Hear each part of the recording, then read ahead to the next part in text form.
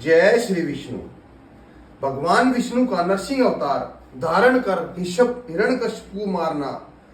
परमेश्वर प्रहलाद प्रभु पर दुख भंजनहार। पाई प्रजापति पुण्यवत पुत्र पत्नी परिवार। शिवा शारदी की सुमर गणपति शेष मनाए। लिखू सातवां स्कंद अब शंकर होत सहाय।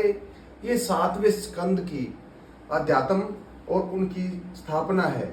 अब हम उसका पहला अध्याय स्टार्ट करने जा रहे हैं। श्री सुखदेव जी की जय और विजय की कथा सुनाना। श्री सुखदेव जी के मुख से इतनी कथा सुनकर राजा परीक्षित बोले, हे भगवान, आपने मुझे बताया था इस संपूर्ण जगत को उत्पन्न करने वाले परमेश्वर है। समस्त जीवों में उनका प्रकाश समान रूप से है।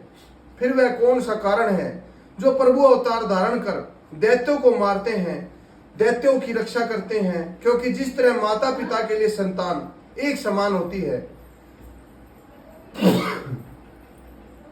वैसे ही प्रभु को भी देवता और दैत्य समान रूप से दिखते हैं।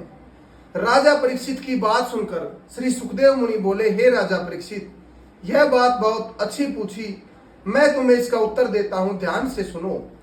प्रभु निराकार होते हुए भी अपनी त्रिगुण माया से सृष्टि की रचना करते हैं। जिस जिस समय सतोगुण की अधिकता होती है उस समय देवताओं की वृद्धि होती है, तथा जब रजोगुण की अधिकता होती है उस समय दैत्य बलशाली हो जाते हैं, तथा जब तमोगुण की वृद्धि होती है उस समय मनुष्य का भाग्य उदय होता है। लेकिन जिस तरह सच्चा न्याय करने वाला, अपराध करने वाला बिना भेदभाव किए अपने पुत्रों को भी दंड देता है, उसी तरह अधिक पाप करने वाले पर न्यायकारी प्रभु भी दैत्य को दंड दिए बिना नहीं रहते।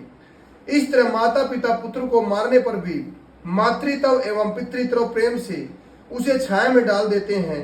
वैसे ही प्रभु भी दुष्ट को मारने के पश्चात बैकुंठ भेज देते हैं। हे राजा परीक्षित, तुम्हारे दादा युधिष्ठिर ने भी इसी तरह नारद जी से यह प्रश्न किया था कि हे देवर्षि, प्रभु श्री कृष्ण जी ने शिशुपाल को गाली देने के पश्चात मारकर बैकुंठ क्यों भेज दिया? ऐसे प्राणी को तो नरक में भेजना चाहिए था। हे राजन, भगवान को चाहे जिस रूप में बजा जाए उसको अवश्य ही वो मुक्त कर देते हैं। जैसे भृंगी कीड़े की सत्संग से दूसरे कीड़े भी उसी रूप के बन जाया करते हैं।